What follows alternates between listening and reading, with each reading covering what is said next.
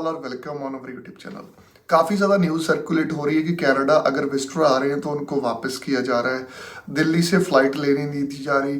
क्या इसके पीछे रीज़न है और थोड़े टाइम बाद क्यों ये मुद्दा सोशल मीडिया के ऊपर आ जाता है? अगर आप भी आने वाले दिनों में ट्रैवल करना चाहते हो कनाडा, आपको प्रॉब्लम आएगी या नहीं आएगी? किन लोगों को पर्टिकुलर प्रॉब्लम आती है और क्या इसका सोल्यूशन है? अगर पहले आप डिनाई हो चुके हो, वीडियो में डिस्कस करूंगा। वीडियो स्टार्ट करने से पहले हमेशा की तरह मेरी रिक्वेस्ट है, अगर आप हमारे चैनल पर फर्स्ट टाइम विजिट कर रहे हो, चैनल को सब्सक्राइब जरूर करना।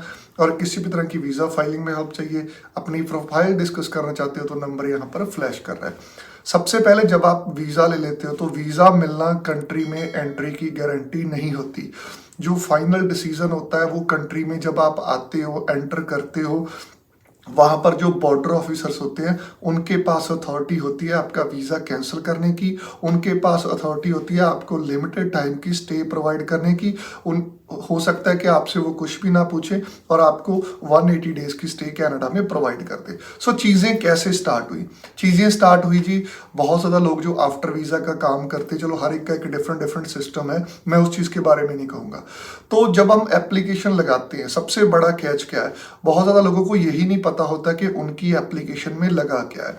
फॉर एग्जाम्पल, आपने वीज़ा अप्लाई किया किसी कंसल्टेंट से, तो सबसे पहले तो ये चीज़ है कि जो आपकी फाइल में वो लगाते हैं वो आप उनसे डॉक्यूमेंटेशन लेके रखें, तो आपको इन फ्यूचर ट्रैवल करने में प्रॉब्लम नहीं आती जब आपका वीज़ा आ जाता है। तो जब दिल्ली से आप फ्लाइट लेते हो, वहाँ पर दो तीन चीज़ें देखी जाती हैं कि कनाडा आपने क्यों जाना है। क्योंकि बोर्डिंग पास बहुत सारे जो लोग हैं उनको नहीं मिलता, कुछ एयरलाइंस डिनाई कर देती, जैसे लुफ्थांसा हो गया। ये केस अप्रैल में भी बहुत हुए थे और पिछले कुछ दिनों में भी हो रहे हैं। तो उसके पीछे दो रीज़न है। अगर आपने होटल बुकिंग के ऊपर वीज़ा लिया हुआ है, आपका फ्रेश पासपोर्ट है, तब कहीं ना कहीं थोड़ा सा डाउट आता है। और मोस्ट ऑफ द केसेस में अगर 10 विजिटर कनाडा आते हैं तो उनमें 7 में से 8 वीज़ा कन्वर्ट करवा लेते हैं, वापस नहीं जाते हैं या रिफ्यूजी क्लेम कर लेते हैं। इंडिया से ये प्रॉब्लम आ रही है। तो इंडिया से क्या सोल्यूशन कर सकते हो? सबसे पहले तो आपको अपनी एप्लीकेशन का पता होना चाहिए, आपकी प्रॉपर चीज़ें कंप्लीट होनी चाहिए। होटल बुकिंग के ऊपर अगर वीज़ा लगाया था तो कन्फर्म्ड बुकिंग होनी चाहिए। लास्ट नाइट बात हो रही थी मेरी किसी से, 4-5 दिन पहले, उन्होंने जो ट्रैवल करना था बट उनको डिनाई कर दिया। उन्होंने क्या किया कि जिससे टिकट करवाई थी उससे ही होटल की बुकिंग डमी करवा ली, और जो डमी बुकिंग थी उसमें जो होटल का प्राइस था पर नाइट 10,000 था और 15 दिन की स्टे दिखा दी। तो अकाउंट उसने जो एप्लीकेशन में यूज़ की थी डिफरेंट थिंग थी, फंडिंग। तो इस चीज़ों का ध्यान रखना है जब आपने होटल भी बुक करना है, वो ओवर बजट ना हो जाए। फंडिंग आपके पास कम है, एप्लीकेशन में फंडिंग कम लगाई थी, बाद में आपका जो ट्रिप है वो ओवर बजट हो रहा है। तो होटल है उसकी बुकिंग कन्फर्म भी नहीं थी, वो डमी थी। जब उन्होंने कन्फर्म किया कि वो बुकिंग वहाँ पे बोल नहीं रही थी। तो जो भी जाना है पर्पस आपका क्लियर होना चाहिए। दूसरा, कितने दिन के लिए जा रहे हो, उस उन डेज का प्रॉपर आपके पास प्लान हो तो एक अच्छी चीज़ है, तब आपको फ्लाइट बोर्ड करने दी जाएगी। क्योंकि ये किसी भी कंट्री का राइट है, आपको रोक सकती है। हाँ, ये सोशल मीडिया के ऊपर न्यूज़ फैल रही है कि आप स्टे वाली फ्लाइट लोगे तो आपको रोक लिया जाएगा। ऐसी कोई भी इशू नहीं है कि अगर आपकी फ्लाइट स्टे वाली है तो बहुत ज़्यादा लोग ट्रैवल करते हैं, स्टूडेंट भी करते हैं, वो कोई चीज़ नहीं। डॉक्यूमेंटेशन किसी भी पोर्ट ऑफ एंट्री के ऊपर आपसे डिमांड कर लिया जाता है। अगर इंडिया से पहले डिनाई हो चुके हो, आप अल्टरनेटिव रूट ट्राई कर सकते हो। आप वाया दुबई होके भी कनाडा आ सकते हो, आप वाया थाईलैंड, सिंगापुर, मलेशिया भी कनाडा आ सकते हो।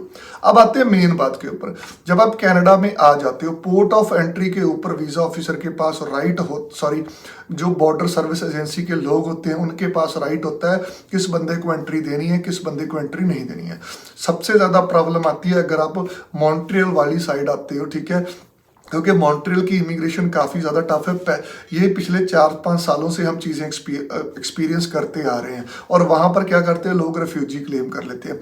सबसे पहले तो आपके पास जहाँ पे आपने जाना है, चाहे आपको किसी ने इनवाइट किया है, कोशिश करें जो आपकी ड्यूरेशन ऑफ द ट्रिप है, चलो कनाडा में आके जो भी आपका पर्पस है वो डिफरेंट थिंग है, आपने स्टडी लेना है, वर्क लेना है, बट आपकी ड्यूरेशन ऑफ द स्टे है मैक्सिमम 10 to 15 डेज रखें। उसका पूरा आपके पास खर्चा होना चाहिए, जो एप्लीकेशन में प्रूफ लगे थे वो आपके पास होने चाहिए, क्योंकि एक क्लिक के ऊपर ही वहां पर डॉक्यूमेंटेशन आपके निकल आते हैं। इन चीजों का ध्यान रखें। दूसरा, कभी भी ओवर स्मार्ट मत बनिए इमिग्रेशन, क्योंकि वो हजारों बंदों को डेली देखते हैं, आपने फर्स्ट टाइम डील करना होता है तो आप वहां पर ओवर स्मार्ट जब बनने की कोशिश करते हैं तब भी नुकसान होता है। रिटर्न फ्लाइट आपकी कंफर्म्ड होनी चाहिए, ये नहीं कि आप डमी फ्लाइट यूज कर लोगे, आपसे कुछ पूछेगा नहीं। आपके फ्रेंड कह देते कि जब हम गए थे तो हमसे किसी ने कुछ नहीं पूछा। ये रैंडमली लोगों को सिलेक्ट करते हैं। हमारे कुछ लोगों ने 10-15 जनों ने इस मंथ में ट्रैवल किया तो किसी से कुछ नहीं पूछा, डिपेंड करते। बट अगर पूछ भी लेते तो उनके पास proper set of the documentation थे और उनको लीगल एंट्री मिली है। ये नहीं है कि उनकी एंट्री के ऊपर उन्होंने कोई कंडीशन लगाई है कि आप 10 दिन रुक सकते हो, 20 दिन रुक सकते हो। जब वहां पर आप फंसते हो ना तब चीजें डिफिकल्ट होती है। तो जब भी आपने कनाडा ट्रैवल करना है, कंक्लूजन यही है, फंडिंग आपके पास प्रॉपर होनी चाहिए ताकि आप दिखा सको जहां पे आप आ रहे हो, चाहे आपको किसी ने इनवाइट किया, प्रॉपर नॉलेज हो आपके पास, ट्रिप की ड्यूरेशन शॉर्ट हो, डॉक्यूमेंटेशन आपके पास प्रॉपर हो और प्रॉपर कॉन्फिडेंस के साथ अगर आप आंसर देते हो तो आपको कभी भी प्रॉब्लम नहीं आएगी।